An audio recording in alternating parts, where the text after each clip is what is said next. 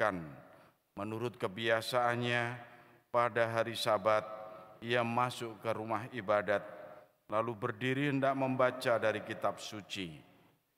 Kepadanya diberikan kitab Nabi Yesaya, dan setelah membuka kitab itu ia menemukan nas di mana ada tertulis, Roh Tuhan ada padaku, oleh sebab ia telah mengurapi aku untuk menyampaikan kabar baik kepada orang-orang miskin. Ia telah mengutus aku untuk memberitakan pembebasan kepada orang-orang tawanan dan penglihatan bagi orang-orang buta, untuk membebaskan orang-orang yang tertindas, untuk memberitakan bahwa tahun rahmat Tuhan telah datang.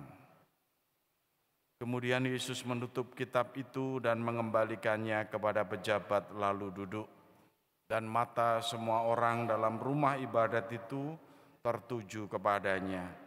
Lalu Yesus mulai mengajar mereka, katanya, pada hari ini digenapilah nas tadi sewaktu kamu mendengarnya. Demikianlah sabda Tuhan. Terpujilah Kristus.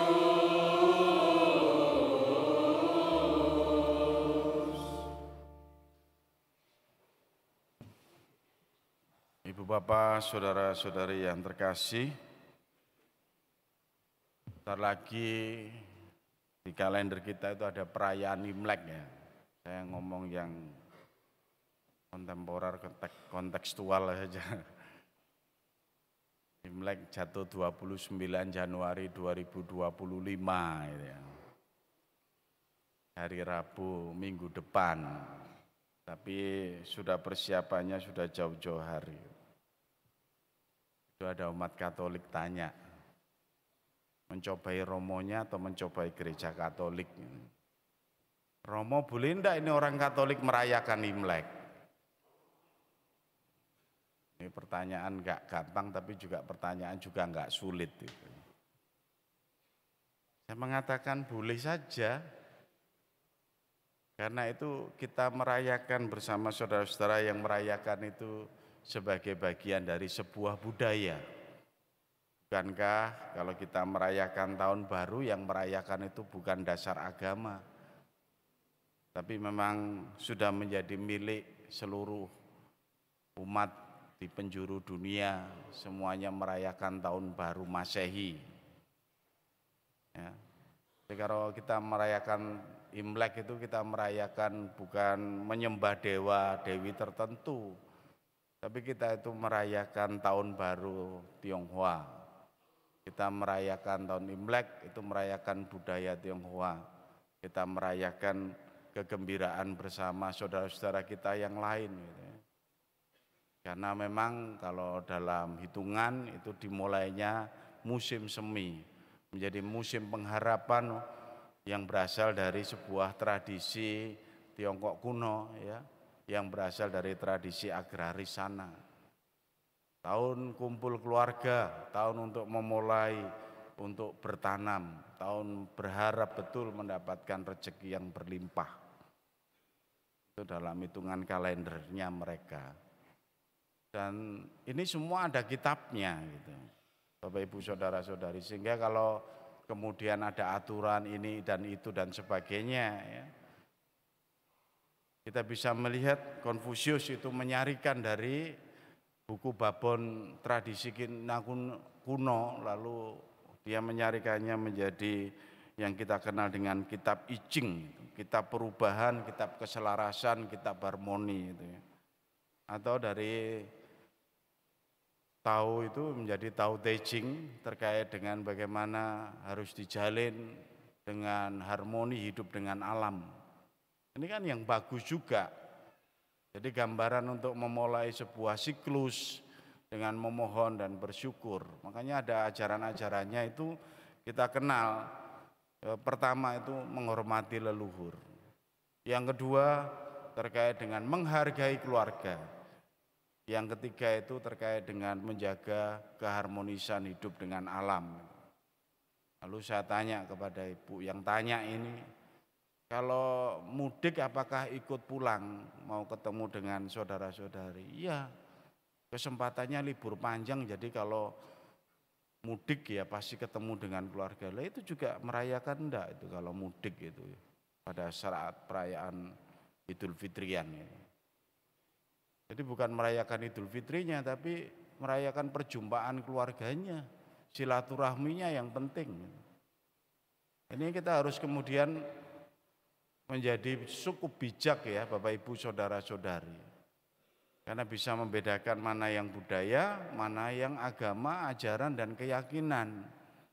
Kalau itu mendukung untuk situasi hidup yang lebih baik, ya, persaudaraan yang lebih kental, bahkan mungkin bisa jadi saling menghargai keluarga yang dalam konteks jarang berkumpul menjadi berkumpul kembali untuk bercerita suka dan duka kisah perjuangan juga indah. Selain pasti dapat ampo ya, ini makan enak, nah ini ya.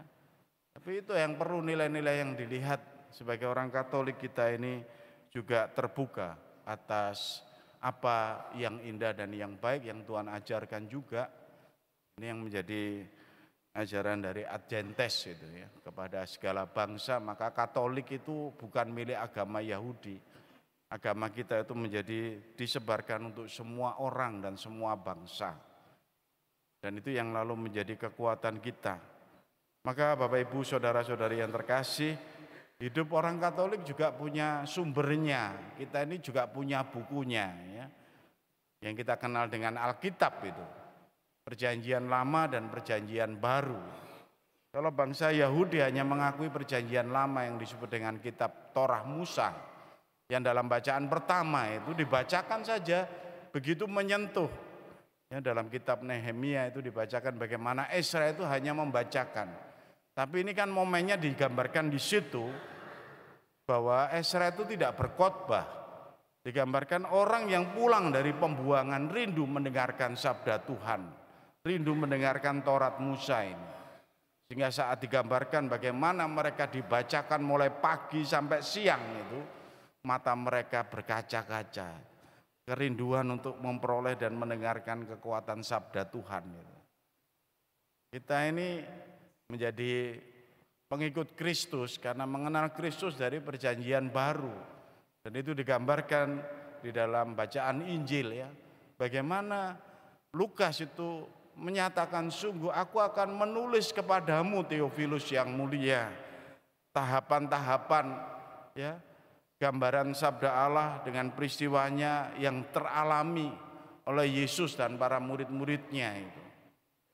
Dan itu yang mau digambarkan bagaimana yang ditulis itu adalah benar.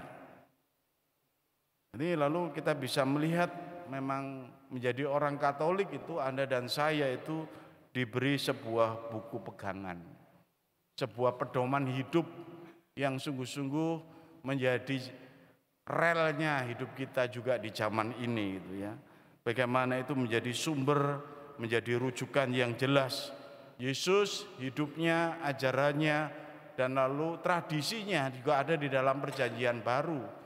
Bukan Injil, tapi surat-surat Rasul Paulus dan surat-surat yang lain itu mau menunjukkan gereja Katolik itu pondasinya kitab suci dan tradisi. Yang mau mengatakan Rasul Paulus memberikan suratnya kepada yang lain itu menerjemahkan di dalam tradisi waktu itu bagaimana ajaran Yesus itu kemudian dapat dihidupi dengan jelas. Contohnya apa sih Romo? Contohnya satu misalnya. Apakah orang Katolik itu harus bersunat? Nah ini contohnya misalnya. Kalau menurut hukum Yahudi wajib. Tapi kalau menurut hukum Kristus bahwa ini wartakanlah ke segala bangsa, baptislah mereka dalam nama Bapa, Putra dan Roh Kudus, itu menjadi syaratnya itu baptisan bukan sunat. Jadi kalau menjadi umat Katolik itu digambarkan kemudian Santo Paulus dalam Konsili Yerusalem menyatakan tidak ada lagi sunat. Itu berarti mau memisahkan betul tradisi Yahudi dengan tradisi kekatolikan. Yang kedua terkait dengan Trinitas, Bapa, Putra dan Roh Kudus. Itu hanya Yesus yang mengajarkan Bapa, Putra dan Roh Kudus. Sehingga lalu itu menjadi awal dalam tradisi gereja Katolik, menjadi sungguh perdebatan yang luar biasa. Kita menyembah siapa? Ya. Kalau orang Yahudi menyembah Elohim, Allah yang satu, yang tunggal. Yahweh itu yang disebut dengan Elohim. Bagi kita enggak, kita itu memiliki Allah yang diajarkan oleh Kristus itu Bapa, Putra, dan Roh Kudus. Dan itu lalu jelas sekali memisahkan bagaimana ajaran gereja Katolik dengan bangsa Yahudi. Dan banyak sekali yang lain yang memisahkan dan mau menunjukkan berdasarkan dari kitab suci dan juga tradisi gereja kita ini. Nah, Bapak Ibu, saudara-saudari yang terkasih, yang indah sebenarnya kalau saya angkat beberapa yang khas yang merujuk dari kitab suci. Ya, itu soal mengampuni, hukum mengampuni. Hukum mengampuni itu tidak ada hukum balas dendam, ya, santet, tak gawe kon menderita karena kamu membuat menderita saya kok. Cinta ditolak, dukun bertindak. Ini gak Katolik blas sih. Enggak. Jadi kalau ya sudah harus mengampuni, jangan dibawa kemudian sakit hatinya terus menerus sampai merancang dendam dan sebagainya. Yesus jelas mengatakan dan dalam doanya juga ya, ampunilah mereka yang berdosa itu. Seperti kami juga diampuni kan gitu. Mengampuni bagi orang Katolik enggak gampang. Ya, apalagi zaman sekarang ini harga diri, ego dinaik-naikkan. Kamu di ngono-ngono kok gelem ae. Oh ya sikat ae. Gitu, ajaran duniawi ini kan mengangkat membombong Anda dan saya itu jangan sampai kemudian terima diperlakukan seperti ini dan seperti itu. Itu satu misalnya. Ada sumber rujukannya karena ajaran Yesus sendiri itu jelas. Yang kedua misalnya soal hukum kasih, ya, memberi tanpa pamrih gitu. Kita itu memberi kalau bisa tangan kananmu jangan tahu tangan kirimu memberi. Tangan kirimu jangan tahu kalau tangan kananmu memberi. Itu hukum kasih, Yesus sendiri yang menyatakan itu. Ya. Tapi kan zaman sekarang ini juga lain lagi. Kalau memberi harus potret dulu dong, cekrek. Video-video. Ya. Kalau bisa diukir jenengku, ya. Ini juga godaan kita begitu, membuat monumen kecil-kecil gitu. Karya-karya kita ini pengennya begitu, zaman ini soalnya. Tapi kalau mengikuti hukum Yesus sepertian gitu, wah ketok kok nggak seru sekali dan sebagainya gitu. Dan itu banyak lagi. Nah, Bapak Ibu, saudara-saudari yang terkasih, tantangan kita apa di zaman milenial ini? Zaman ini dikatakan zaman post-truth. Era setelah kebenaran. Jadi era di mana ajaran-ajaran agama manapun itu didekonstruksi, diotak-atik, digandeng-gandeng, dicocok-cocokkan dan sebagainya. Kalau bisa ya nggak dipakai lagi juga. Karena ajaran-ajaran agama itu dianggap keluaran lama, out of date, ya, tidak lagi relevan. Ajaran agama itu dilihat sebagai yang kolot dan sebagainya. Dan untungnya anehnya kita sendiri sebagai orang Katolik itu juga suka dengan mengkritisi ajaran kita, anggap wis gak cocok maneh iki, wis gak tepak maneh iki di zaman ini. Kita sendiri loh sebagai pengikut Kristus itu kadang juga mengkerdilkan sabda Tuhan ini ya, dan juga ajaran gereja ini. Ribet banget sih melok gereja Katolik ini. Yesus itu apa yang gitu gitu. Jadi kayak begitu. Romo itu cari-cari masalah saja. Enggak. Contoh paling jelas itu hukum perkawinan Katolik. Nah, ayo kon. Kalau ngomong itu. Hukum perkawinan Katolik itu Yesus mengatakan apa yang dipersatukan Allah jangan pernah diceraikan manusia. Hukum Yahudi boleh pakai surat cerai dari Musa. Yesus mengatakan karena tegar tengkukmu gitu. Tapi sekali sejak peristiwa Allah menyatukan sejak awal pria dan wanita menjadi satu daging. Zaman sekarang, wah ini dioncai sama orang Katolik sendiri. Kok bisa itu ajaran kolot? Ini sekarang ini kalau tidak cocok lagi gimana? Kayak salon pas saya gak cocok, hilang panasnya tukar gitu. Padahal apa yang dipersatukan Allah jangan sekali-kali diceraikan manusia ajaran. Tapi di otak-atik sendiri dicari-cari pembenarannya dan sebagainya dan sebagainya. Kalau bisa kemudian ya dengan alasan apapun kemudian ya pisah. Ya dianggap itu lalu tenang-tenang saja, enggak. Ini contoh ya. Yang kedua kita bisa melihat bahwa apa yang kita kerjakan dalam kehidupan kita sehari-hari itu dengan tantangan zaman ini ya, yang selalu saja supaya viral, supaya kelihatan, supaya aktifnya itu nampak dan sebagainya, lalu hal-hal yang harusnya memang sungguh-sungguh tulus itu lalu dikerjakan, digoda supaya menjadi pamrih ya, supaya ada imbal jasanya, supaya ada dipuji dan sebagainya, supaya ada sesuatu yang lebih. Jangan dikira hanya di pandangan para imam, para awam Katolik. Imam, bruder, suster juga begitu. Pengen tayang untuk supaya bisa live, supaya bisa banyak yang like dan sebagainya. Ya godaannya kebablasan. Ya, sampai ada romo atau frater itu sampai pengen glowing. Ya apa? Glowing supaya nanti tampilnya itu mendal itu loh, cahayanya mendal, bersinar itu, glowing. Iki Anda mewartakan iman atau pengen dipuji kan begitu. Dan itu ya enggak banyak juga, banyak yang menggoda juga.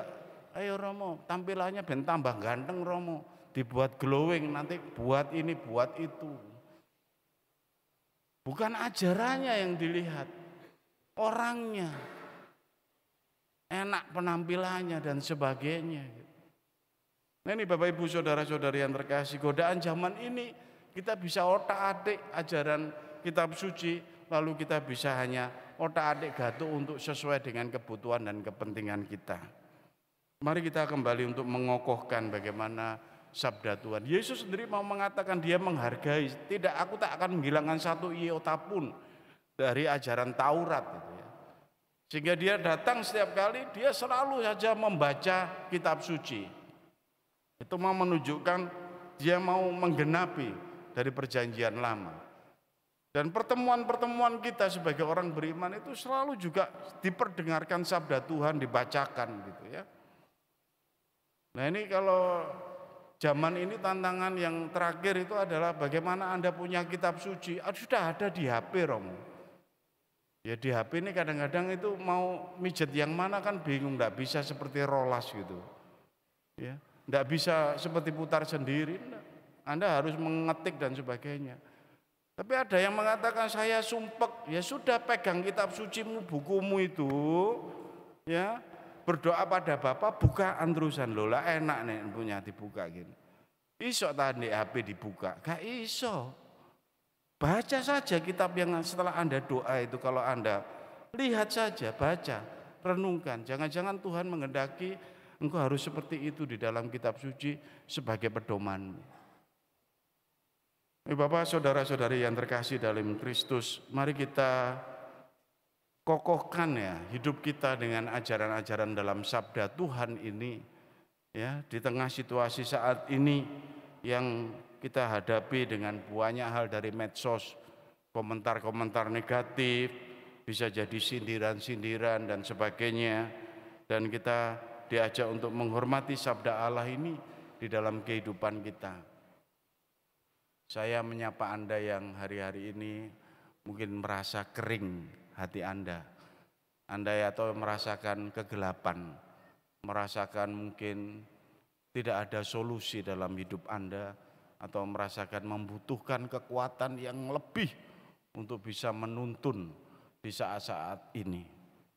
Saya mungkin bisa yang menyarankan salah satunya, kalau pengen konsultasi kok sungkan, kalau mau sharing ke istri suami kok menurunkan harga diri ya. Kalau ke teman-teman kok kelihatan menunjukkan kebodohan saya gitu. Anda solusinya satu, buka kitab suci Anda, sebelumnya diawali dengan doa.